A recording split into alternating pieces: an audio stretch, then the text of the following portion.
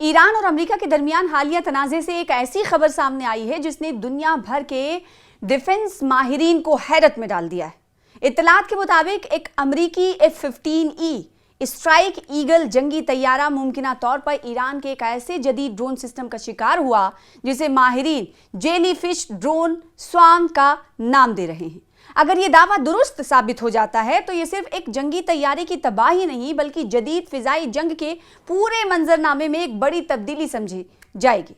ناظرین، اپریل میں امریکہ اور ایران کے ساتھ جاری کشیدگی کے دوران امریکی فضائیہ کا ایک F-15E اسٹرائک ایگل طیارہ ایرانی حدود میں گر کر تباہ ہو گیا تھا۔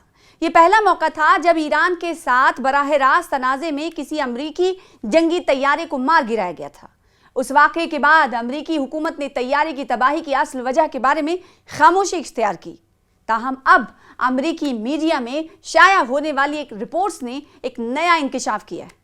رپورٹس کے مطابق حادثے سے بچ جانے والے امریکی پائلٹ نے اپنی ابتدائی بریفنگ میں بتایا کہ اس نے آسمان میں ایک غیر معمولی منظر دیکھا۔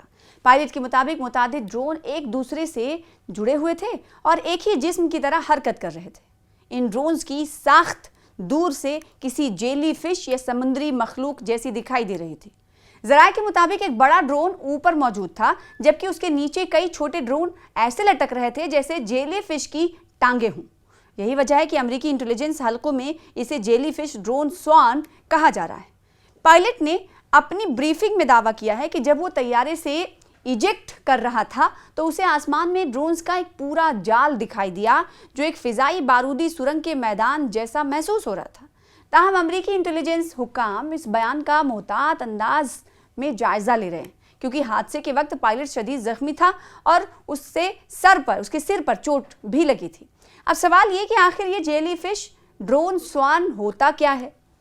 اس کے بارے میں جان لیتے ہیں۔ دفاعی ماہرین کے مطابق یہ دراصل ایک جدید ڈرون نیٹ ورک ہے جس میں ایک بڑا مادرشپ ڈرون مرکزی کمانڈ پلیٹ فارم کے طور پر کام کرتا ہے جبکہ متعدد چھوٹے ڈرون اس کے ساتھ جڑے رہتے ہیں۔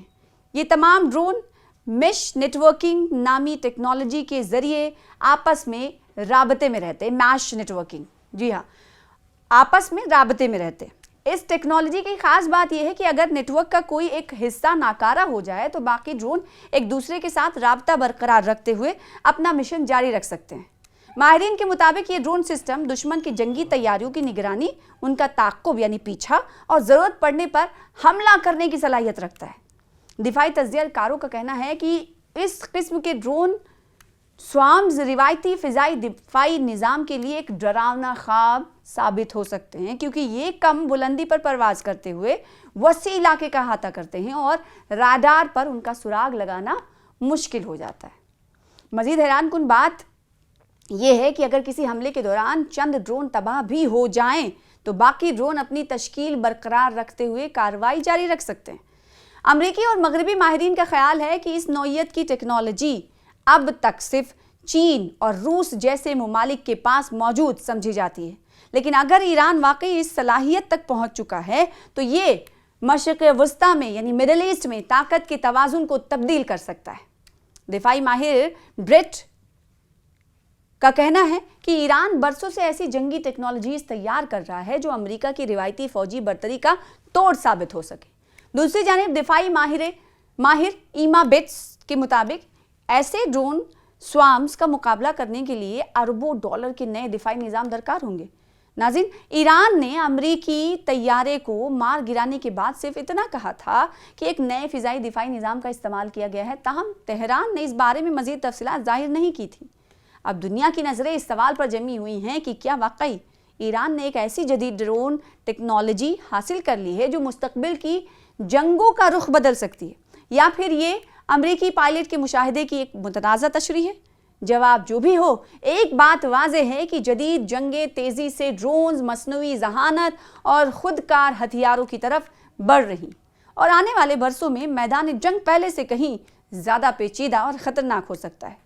فی الحال اس خبر میں اتنا ہی۔ دیجیے مجھے اجازت اور عالم اسلام کی تمام خبروں کے لیے دیکھتے رہیے نیوز 18 اردو۔